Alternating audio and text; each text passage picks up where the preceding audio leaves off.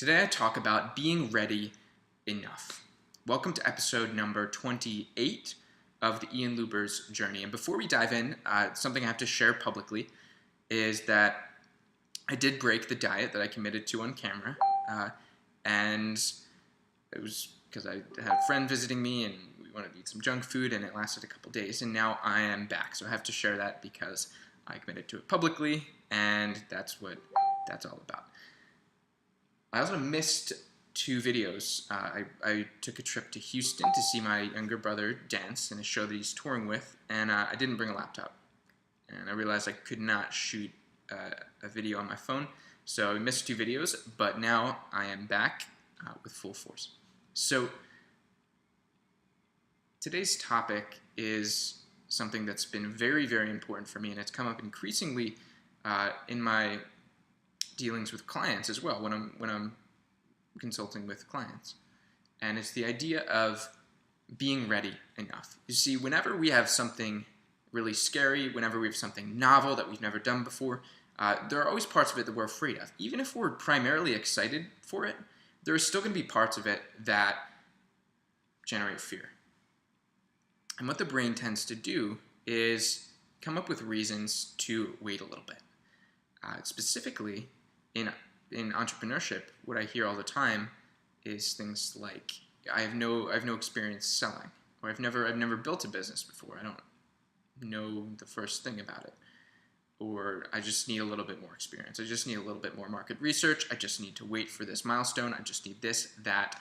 And the truth is, sometimes these can be beneficial. There's something called defensive pessimism, where sometimes the negative thoughts that your brain generates, things like you're not ready, you're not good enough, things like you need to wait longer, they can be good. They can have a lot of merit. They can point your attention towards things that you really need to learn, you really need to gain experience in, and without them, you'll fail or you'll make big mistakes. So the lesson that I've learned is that it's sometimes valuable, sometimes very valuable to feel this I'm not ready enough pessimism, but most of the time, in my experience, these thoughts hold you back, especially when you're building a business of all things, where your ability to move really quickly and make quick decisions and dive into things and learn things quickly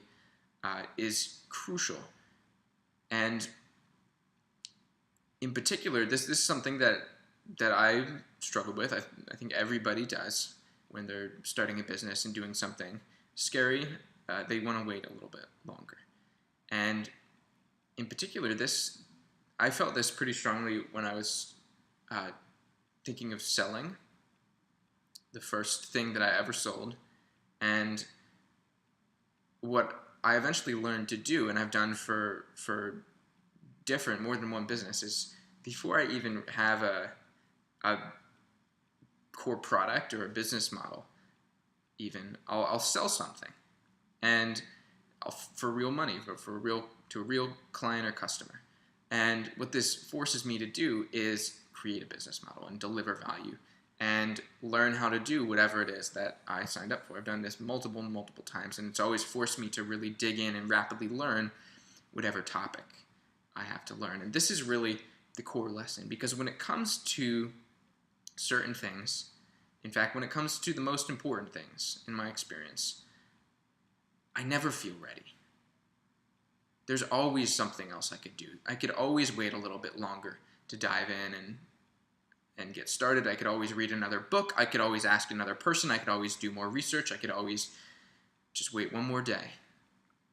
But the truth is, if you always wait, if you always tell yourself you're not ready, you're going to miss out on the benefit of starting before you feel ready. And in fact, you might never feel ready. I've talked with people who've wanted to start a business for years, but they've never felt ready enough to take that first leap. And when I started my first business, as with a lot of people I talked to, a lot of my friends who have businesses,